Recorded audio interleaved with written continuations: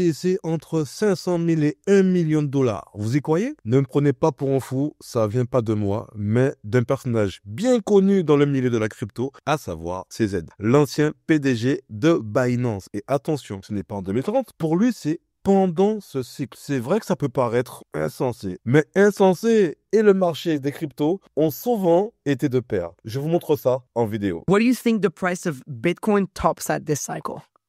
Again, very difficult question. Somewhere between 500K to a million, I think. De plus en plus d'entrepreneurs crypto sont ciblés par des malfrats. Et là, on voit que quelqu'un est en plein pari. Donc, le père d'un entrepreneur crypto qui est à Malte. Je vous mets tout de suite l'intervention du boss du raid sur BFM TV. Oui, c'est une opération complexe. Comme je le disais, l'ADN de la BRI, c'est les enlèvements, séquestrations depuis toujours, depuis le baron Rampin en 78.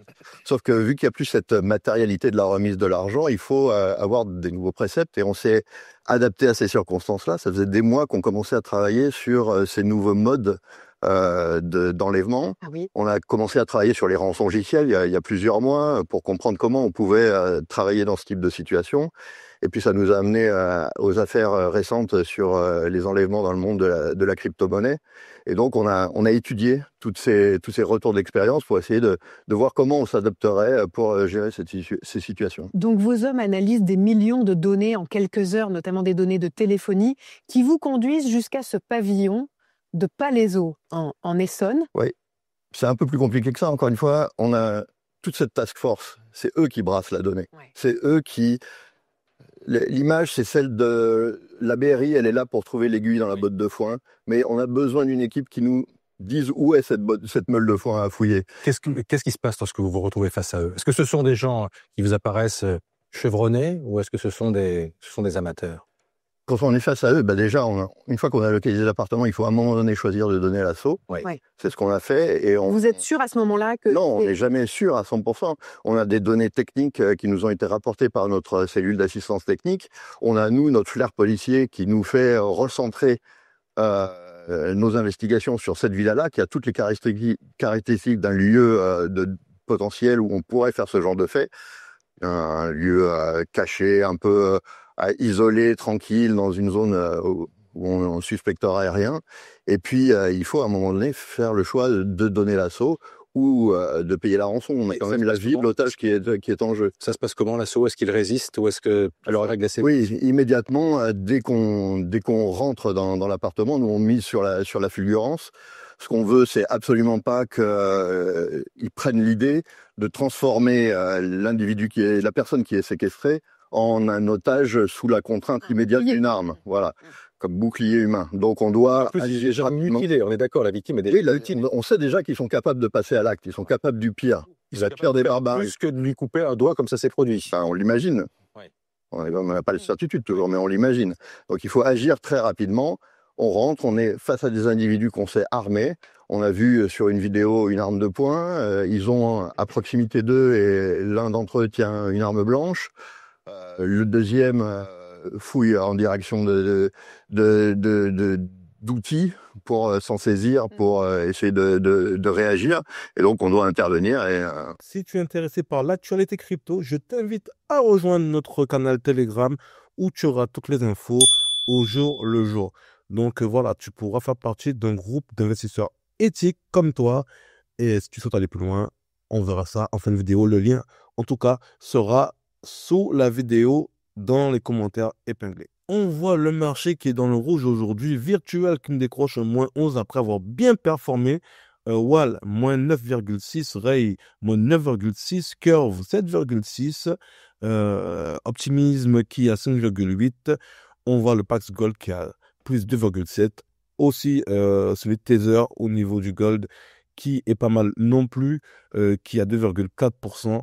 Donc, très peu de cryptos font les malins. On a le XMR, donc qui fait un 2,9%. Donc, en ce moment, c'est un peu bizarre que le XMR. Et on reviendra dessus tout à l'heure parce qu'il y a des choses qui sont un peu déplaisantes. Mais le XMR qui doit monter sûrement parce qu'en fait, il y avait cette annonce de minage par Cubic, la crypto-monnaie en vogue en ce moment au sein de ma communauté. Dédicace aux frères nous, ils se reconnaîtront. Demain, on aurait dû avoir une bonne soirée avec le PSG, Cubic, qui lance le minage XMR, etc. Ah, ça aurait dû être cool, mais visiblement, ils vont reporter ça. Donc, reporter ça, les périodes pour la mi-mai.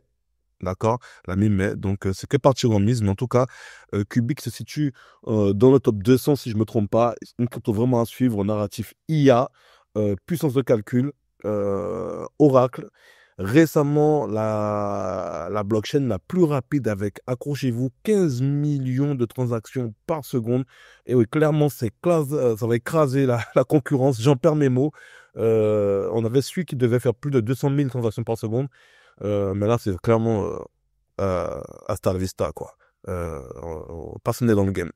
Donc, une crypto à suivre, en tout cas. Et même si on peut voir que sur le mois, on avait eu un bon mois. Vous voyez, Virtual qui faisait 219%, Fetaï 72. Donc, depuis un mois, c'est pas mal bien monté et il fallait suivre. Comme je dis toujours, les profits se font toujours à l'achat, clairement.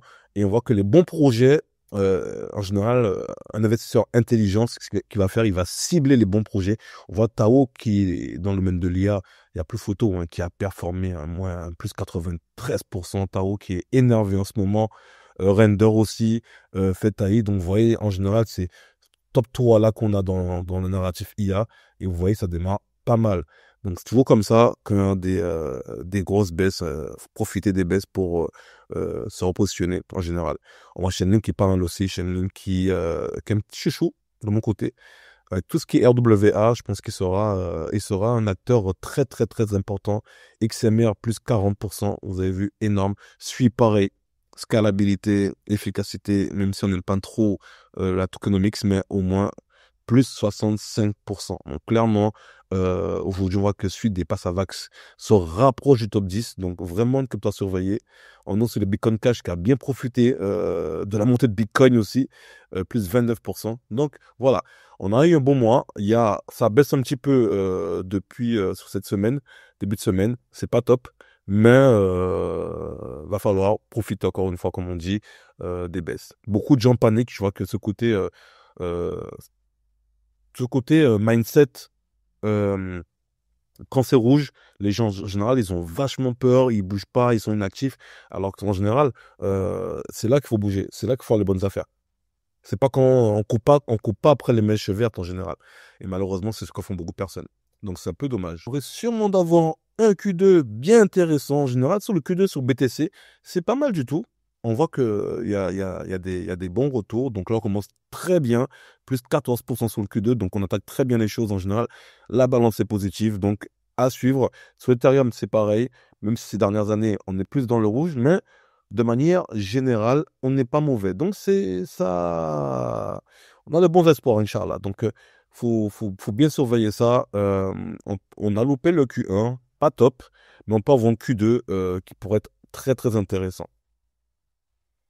Donc, ensuite, on peut voir que sur OTH, le mois de mai, Mific mes raisins, ça reste positif, mais ça commence pas top, même si l'année dernière, on a fait un plus 24. Donc, à surveiller. On risque de bien remonter. ETH a tout à faire là. Donc, cette zone-là, je pense que c'est une zone où beaucoup accumulent. Les grosses institutions sont en train d'accumuler à fond. Et sur BTC, pareil, on reste dans le positif d'ailleurs. Et on voit qu'en 2024, on a fait plus 11%. Donc, on va rester positif là-dessus, avant de profiter d'une belle fin d'année, Inch'Allah. Mais que fait l'Europe?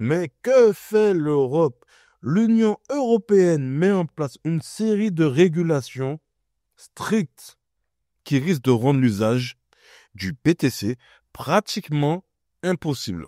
Merci l'Europe. Sans pour autant le déclarer illégal. C'est toute la nuance, hein.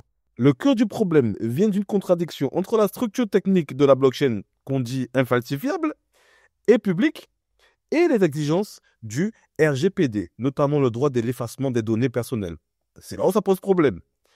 Le Comité européen de la protection des données considère qu'une clé publique Bitcoin peut être une donnée personnelle si elle permet d'identifier quelqu'un. Parce que là, pas de problème, pseudonyme, etc., il n'y a pas de souci. Mais le RGPD impose que ces données puissent être effacées. Ce qui est techniquement impossible avec Bitcoin. Donc, ils sont doués pour la contradiction, ceux-là. Pour contourner cela, le DPB recommande l'anonymisation des données avant leur inscription sur la blockchain via des outils comme CoinJoin, Mixer, etc., à divulgation nulle de connaissances. Mais ces outils-là sont eux-mêmes interdits ou très restreints, et ça viendra de pire en pire, par d'autres règlements européens. Notamment, il y a le règlement TFR qui impose des obligations de KYC des 1 000 € et restreint les outils d'anonymisation. Ça, vous le savez. Dernièrement, on a ce truc de 1 000 € là, cette limite, ce contrôle qui nous casse un peu les bonbons. Le règlement AMLR qui interdit formellement les services facilitant l'anonymat. Il y a aussi la loi française du 20 mars 2025, celle-là, elle est belle. Donc c'est très récent, qui considère toute transaction anonyme comme suspecte de lien avec le blanchiment d'argent ou le narcotrafic. Vous voyez le truc? Donc là, c'est pas de barrer. Donc en gros, si tu as du Monero ou tu utilises ton Endocash, fais attention. D'accord, faudra, pour vrai qu'un nom, faudra s'en débarrasser. Mais on voit que c'est de plus en plus limité. Et c'est grave, en fait. Donc, les utilisateurs de Bitcoin sont pris d'un piège réglementaire. S'ils veulent respecter le RGPD, ils doivent anonymiser leurs transactions, ce qui est interdit par d'autres lois et ce qui est impossible au niveau de la blockchain. Enfin, c'est possible, mais ça ne colle plus. Donc, les utilisateurs de Bitcoin sont pris d'un piège réglementaire. S'ils veulent respecter le RGPD, ils doivent anonymiser leurs transactions, ce qui est interdit par d'autres lois. Bitcoin n'est donc pas illégal en Europe, mais son usage conforme devient presque impossible. Toute la beauté de l'Europe. Une consultation publique est ouverte jusqu'au 30 juin 2025 pour alerter les régulateurs sur cette incohérence. Je vous invite vraiment à y participer. Ça peut être cool de suivre ça de près. En tout cas, si tu souhaites investir de manière éthique dans les crypto-monnaies, te générer un revenu récurrent, je t'invite à rejoindre un groupe de plus de 200 investisseurs éthiques, professionnels de la finance islamique, business angel, gestionnaire de patrimoine, fiscaliste, etc. Donc, le lien est dans la description ou dans les commentaires épinglés. Tu pourras prendre un rendez-vous et on sera là pour toi. Prenez soin de vous et de vos proches. Je vous dis à très bientôt. C'était l'investisseur musulman.